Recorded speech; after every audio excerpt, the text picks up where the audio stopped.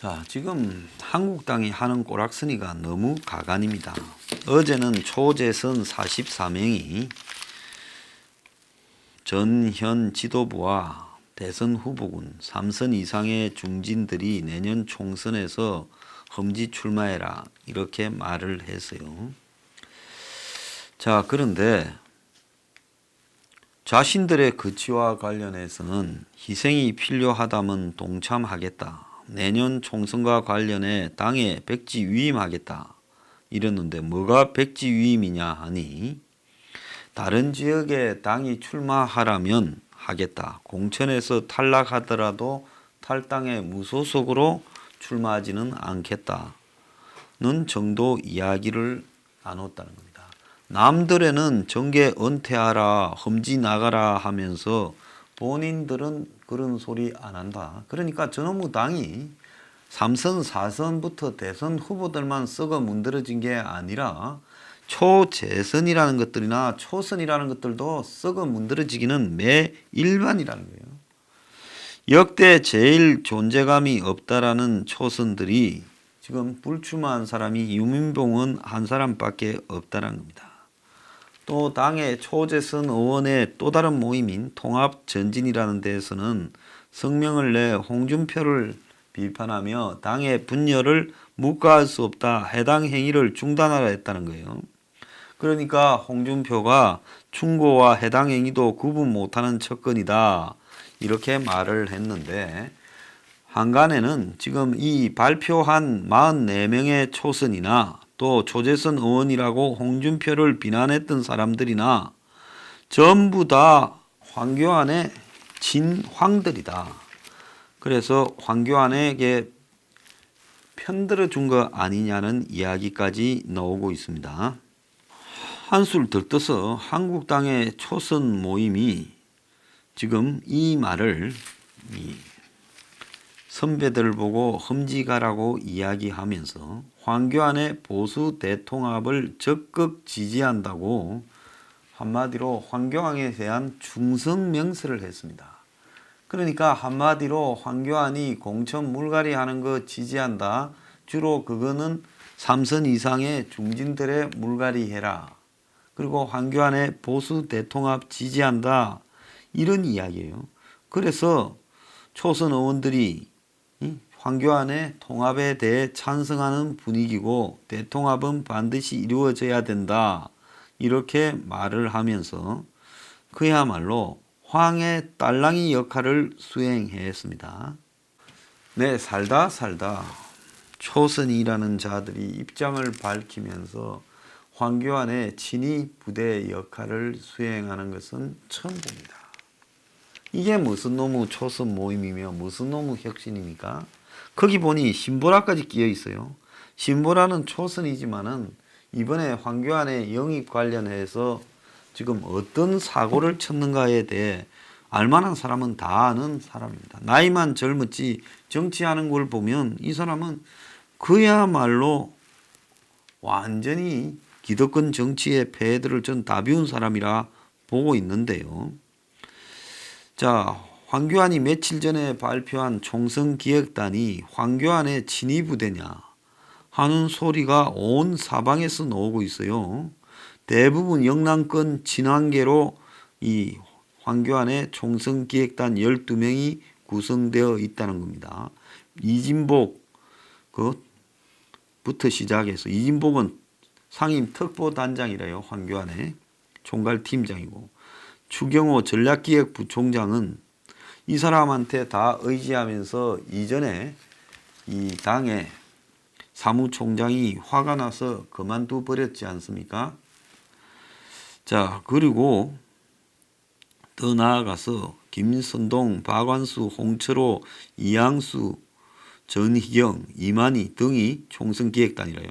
그래서 이양수가 총선기획단에 들어가 있으면서 선배들 물러가라고 기자회견을 주도하고 그 자리에 또 황교안 옆에서 딸랑딸랑하는 신보라가 또 옆에 서 있었어요. 그러니 이거야말로 진짜 한국당식의 국민 코미디가 돼버린 거죠. 정말 좀 웃기지 않습니까? 그러면서 황교안과 유승민의 통합을 찬성한다요. 적어도 한국당의 초선 정도가 혁신을 가지고 이걸 찬성하려고 한다면 황교안, 유승민 둘 다 총선 불출마를 선언해라. 그리고 보수 통합의 백이종군하고 총선에서 선대위원장을 맡아라. 그리고 가장 중요한 것은 개혁의 가치. 저는 솔직히 말하면 한국당이 서포 15조를 앞에 내세우면 총선 이긴다 봅니다. 이기는 정도가 아니라 휩쓸어 버린다고 봐요. 그러면 왜 안 하느냐? 그걸 했을 때 한국당이 연결되어 있는 기득권으로부터의 한마디로 관계 단절을 우려하는 거죠. 국민과의 관계 단절이나 지지층과의 관계 단절이 아니라 그들에게 특별한 이해관계가 있는 지지층이, 그러니까 수구 상류 기득권과의 관계가 단절될까 봐 한국당은 서포 15조를 못 받는 겁니다. 어쨌거나 서포 15조 같은 개혁안을 받아야 되고 그 다음에는 두 사람이 안 나가니까 과감하게 투쟁도 하지 않고 웰빙이고 그냥 있으나마나 존재감도 없는 의원들 대부분을 바꿔치기 하겠다 해야 되지요. 제가 이런 말을 자유롭게 할 수 있는 것은 나는 정치 안 하겠다고 벌써 공언을 했고 어느 누구에게도 딸랑거리지 않고 보수 진영에 대해 신랄한 비판 잘하라고 비판하는 거죠.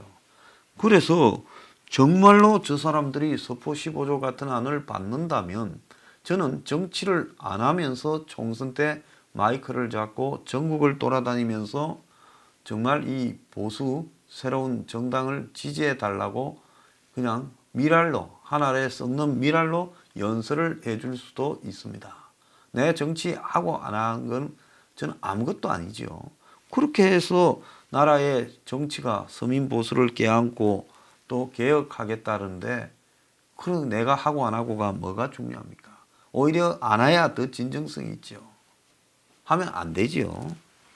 자, 그런데 이 사람들 둘이가 자기 희생은 하나도 없고 저 똘마니들 시켜서 친히 기자회견하고 초재선, 지지에 선언하게 만들고 자, 그러면서 보수 언론까지 넌들머리를 내는 황교안 체제를 연장시켜 가려고 꼼수를 부리고 있고 자, 유승민은 탄핵의 강을 건너자고 탄핵 언급하지 마라 해서 황한테 전화했대요. 동의를 받아냈으면 그 전에 저도 이번에는 쉴 거니까 황 대표도 쉬시죠. 그리고 총선 이겨놓고 우리 둘이 다 백이종군하고 총선 과감한 개혁으로 이겨놓고 총선 이후에 우리 둘 다 한번 국민이 지지하면 붙어봅시다. 이렇게 말해야 되는 게 아닙니까? 자, 지금 황교안과 유승민의 저 통합은요. 두 사람만을 위한 꼼수에 불과하다는 겁니다. 자, 황교안이 당 내에서 초재선들 공천을 빙자해서 지금 둘러리로 세아가 일종의 친위 지지 선언을 하게 한다. 뭔 이런 초재선이 있냐. 그냥 국회의원 해먹지 말고 나가 죽으세요. 부끄럽지가 않습니까? 황교안이가 일정상 영남에 너무 지우쳐서 2일에 경남 창원, 6일에는 부산 특강, 9일은 대구, 16일 울산, 23일 경북 간다니까 영남 의원 일부가 차라리 수도권 가라 좀 오지 마라 했다고 합니다. 자, 지금까지 창원 성산에 있었던 보궐선거 이후에 4월 달에 11월 7일까지 22번을 영남을 찾아갔다는 거예요. 자, 황교안이가 영남 사람입니까? 그 왜 영남에 가겠어요? 영남에 가면 자기한테 좀 잘해주니까 딴 데보다 딴 데 가면 사람도 안 모이는데 영남에 가면 좀에 더 모이고 박수 쳐주니까 고말세 자꾸 가는데 지역 당원들도 이제 피곤하니까 그만 오라. 어차피 찍어줄 표인데 왜 여기 오냐 한다는 겁니다. 이 돌아가는 꼬라지 보면 인적 쇄신은 틀렸습니다. 저들끼리 솔직히 말하면 해먹으려고 그냥 일부는 드러내겠죠. 그래서 황한테 줄 선 초재선이나 이런 애들은 해주고 또 줄 제대로 못 쓴 애들은 드러내고 계파 다름은 드러내고 하는 것이지, 그것이 근본적으로 쇄신되기는 딱 하는 꼬라지가 보니까 초재선부터 썩었어요. 그냥 박삭 썩은 겁니다. 그래서 공천 쇄신은 안 될 겁니다. 또 유승민이하고 황이 둘 다가 자기 희생을 하지 않으려고 하니까 이제는 둘 다 지분을 나눠 먹게 할 겁니다. 7대3, 8대2 뭐 요래서 할 거예요. 자, 그리고 이제 만만하게 끈이 약한 사람 드러내고 그 자리에 더 썩은 물을 갖다 넣을 겁니다. 자, 그리고 정책요, 어떠한 개혁도 없을 겁니다. 민부론이니 민평론이니 그냥 기존의 썩은 보수당에 굴러다니던 그런 이야기들을 똑같이 하는 거예요. 자, 전부 다 정경련이나 자유기업원에서 적어준 수준에 오히려 그것보다도 더 못할 거라고 저는 보고 있습니다. 저런 걸 가지고 저런 식으로 둘이 붙어서 총선에 가면 국민들이 보수 통합했다고 찍어줘야 됩니까? 저는 이런 식으로 가면 정말 이 황폐화되어서 초토화된 데서 완전히 파괴해버리고 다시 출발하는 것이 낫지 않나라는 생각까지 하고 있습니다. 그래서 황교안과 유승민은 제가 시간이 있을 때 이야기합니다. 둘이는 출마하지 마라. 그리고 60, 70% 이상 과감한 쇄신을 하고 건강한 생활인들을 많이 좀 집어넣어라. 그리고 당의 정책은 서포 15조 같은 과감한 개혁을 해라. 저는 원래 그랬지만 앞으로도 이후로도 정치하지 않고 한국당이 잘 되기를 정말 내가 할 수 있는 모든 힘을 다해서 도와주겠습니다. 자, 그런데 그게 아니고 저들끼리 또 짜웅해서 그야말로 이 썩은 정치를 연장시키겠다고 한다면요, 이들은 제가 굳이 저주를 안 해도 선거에서 확실하게 확률적으로 거의 100%에 가깝게 질 거라고 봅니다. 둘이 모이면 뭐 될 줄 알아요? 웃기는 소리 하지 말아요.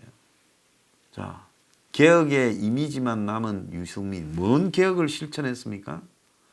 그리고 그야말로 쫓겨나기 직전인 황교안이 초재선 시켜서 친위 구태타나 시키고 저 둘이 만나서 지분 나누어서 권력을 유지해 가겠다, 총선까지요.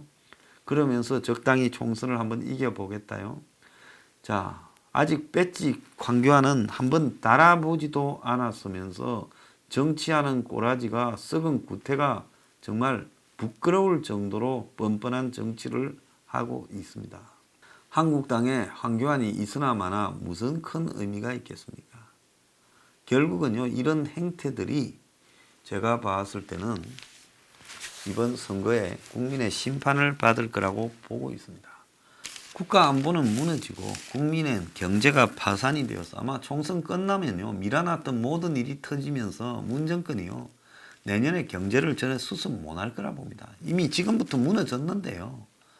어쨌든 총선까지는 덮고 끌고 가겠죠. 그런데 총선이 끝나면 더 이상 덮고 무마하고가 안 될 거라고 보고 있습니다.